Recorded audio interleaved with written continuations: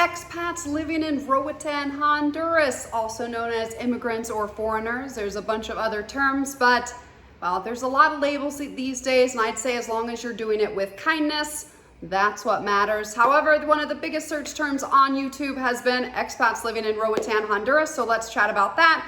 We are also immigrants and foreigners. I'm a proud immigrant of Roatan since 2008, and I'm happy to raise my 2 children here if you do follow the channel. So expats, immigrants that are living in Roatan. So Roatan is a small island. It is made up, well, it is the largest island on the Bay Islands, and we have around 130,000 full-time residents here, or people that live here, 15,000 of which are expats, foreigners, immigrants, all kind of one umbrella. Just expat happens to be the cool term that is, well, very, very positive versus some other things. So out of the 130, now I don't know how accurate that was done around 5 years ago, and how they define the native population is not just islanders, but also any individual born in Honduras, and I believe they might be counting the C4 Central American countries, but I'm not 100% on the census.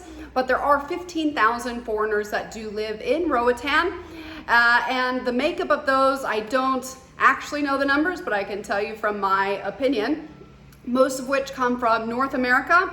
The United States is probably the heaviest, then Canada, not really, more countries to choose from right there. We have a lot of Europeans, we have South Africans, we have Australians, we have a lot of people from South America, but people from the United States, I would say first, then Canada, and then probably Europe, and then we have, you know, people from all over the place, but those are the 3 biggest. And the areas that of those communities, they do vary. Some areas are very populated with native islanders. They don't even have people from the mainland.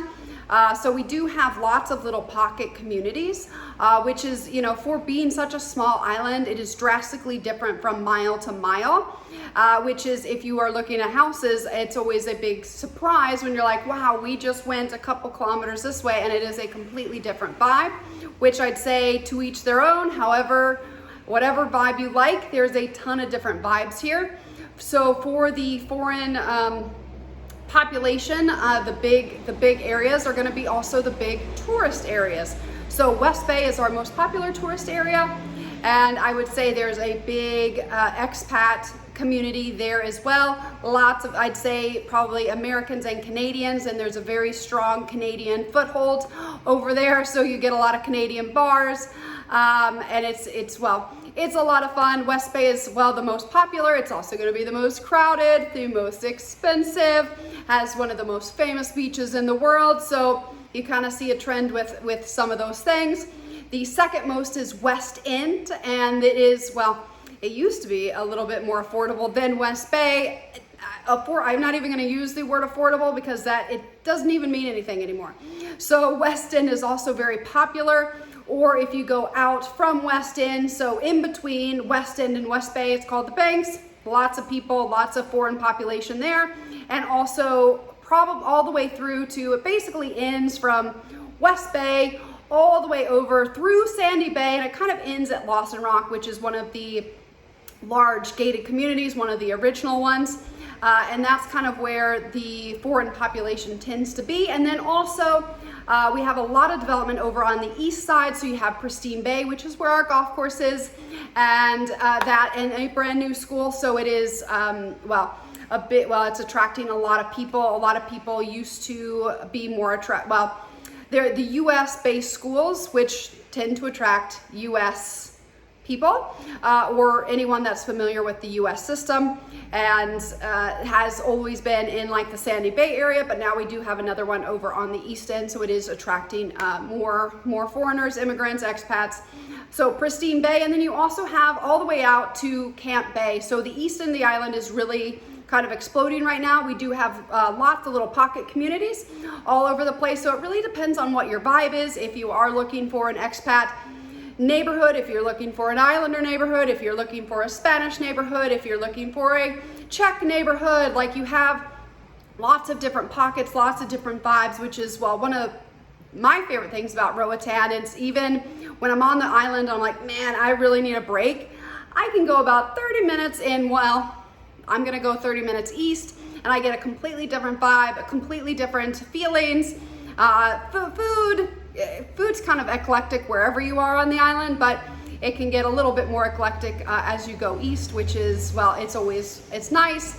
And at the end of the day, we all live on a Caribbean island. So if you go somewhere, like where do you go that's really better than this? I know some of my favorites are staying at a hotel in West Bay or going over to the east side of the island and turning my phone off. That's just amazing. However, with little children, I do have to keep something on, but I can still turn my cell off and they can call me over the internet.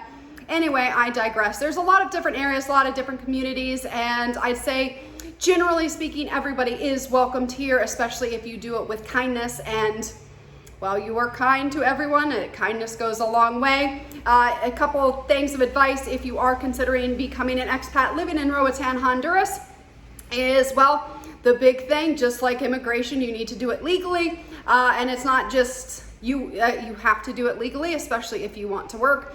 Otherwise, it's going to be very difficult. If you come and go from the country a lot, you're not, they have visas up to 90 days with a 30-day extension, but the key is up to, and it is at the full discretion of your customs agent when you fly into Roatan. Oh, well, if you're flying into Roatan, you probably aren't going to get 90 days. I'll put it that way. You might. If you fly into San Pedro or somewhere not Roatan, you're more likely to get those 90 days. But the more that they see the coming and goings, they are going to say, hey, if you're going to live in this country, you do have to do it legally. So you are going to have to consider residency, even if you only plan to be here a few months a year. It's, that's a whole nother video right there. It's just make sure you do it legally, because there are repercussions. If you stay one day over your visa, it is a $260 fine, and they love to give fines, just like pretty much any government, no matter what direction you're going in. The government likes to collect money, and they like to collect fines. So if you are thinking about living in Roatan, Honduras, make sure that you do it legally. It makes things a lot better. So thank you guys for tuning in. If you ever have any questions, my door is always open.